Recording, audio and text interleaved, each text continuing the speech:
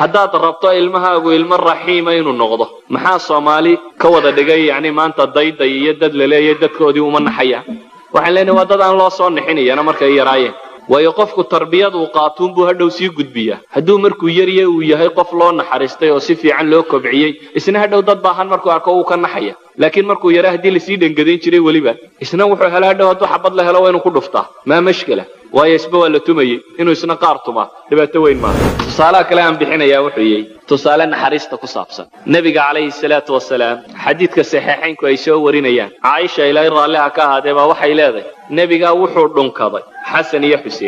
iyo Xuseen waa laba wiil oo nabigu calayhi salaatu wasalaam uu awow u yahay oo inantiisii Faatima az-Zahra ay dhashay in adeerkii Cali iyo Faatima ay dhaleen Xasan iyo Xuseen intuu nabigu qabtay ayuu dhunkaday markuu nabigu labadan caruur dhunkanayo waxa la jooga nin saxaabiyo reer baadiye ah oo la yiraahdo Al-Aqra' ibn Habis at-Tamimi Aqra' ibn Habis waa nin reer baadiye reer miyigu had iyo goor waa taqaanino way yara adadagi dabeetana wuxuu ka yaabay labadan caruur ee nabigu dhunkanayay intuu sidaa weegayba wuxuu yiri anigu 10 wiil baan dhalay buu yiro waligay midna ma dhunkan wuxuu ninkan la yaabay nabigu labadan waa awowga u yahay ee uu dhunkanayo dabeetana wuxuu leeyahay anigu 10 wiil baan dhalayo 10 kaasi midna waligay ma dhunkan nabigu calayhi salaatu wasalaam intuu eegay buu wuxuu ku yiri man la yurham buu nabigu yiri war kaan naxariisan looma naxariisto buu nabigu yiri qofka aan naxariisan looma naxariisto riwaayadka qaarkood waxay oranayaan inuu ku yiri oo maxaan ku sameeyaa hadii qalbigaaga Ilaahay naxariista ka faa'iiday haddaad rabto ilmahaagu ilmo raxiima inuu noqdo maxaa Soomaali ka wada dhigay yani maanta dayday iyo dad la leeyahay dadkoodii uma naxaya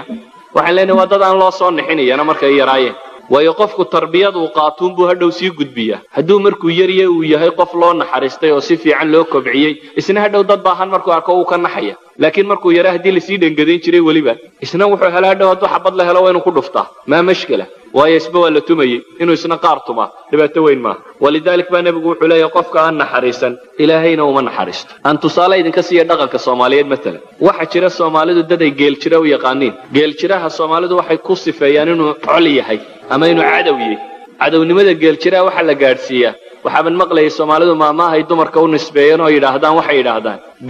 geel jiriyan ma aad garanayn bay ku macaanto kale haday jirto maamahdii hadaanay jirinba waxa ay sheegaysaa mas'alada tani geel jiruhu inuu qof aan laga naxaynin uu yahay maxay ku dhacdo geel jira dhaqankooda waxa kamid ah ka ugu yar ayay qaraan inanka yar 8 jirka ama 9 jirka geel lagu daray la yiraahdo la socdo ayaa waxa loo dhiibaa gudinta waxa loo dhiibaa hadhuubka waxa loo dhiibaa maqaarka waxay sitaan oo dhankaas ay dusha ka saaraan waa kii ugu yaraa maalin oo dhan waxa soo xambaarsan geelina uu la joogaa uu daba socda waliba waxa laga yaabaa hadii ay caruur kale geel jirayaal kale is helaan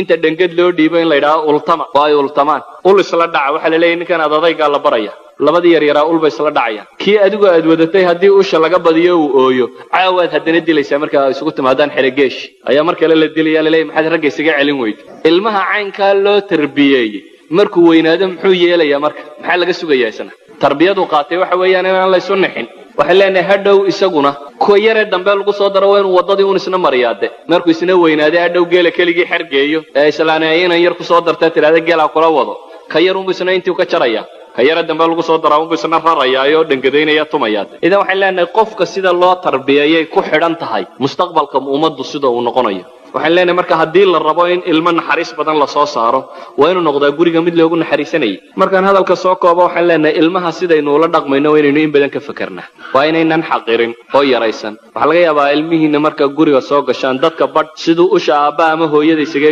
aabuhu markuu soo galo inuu sidii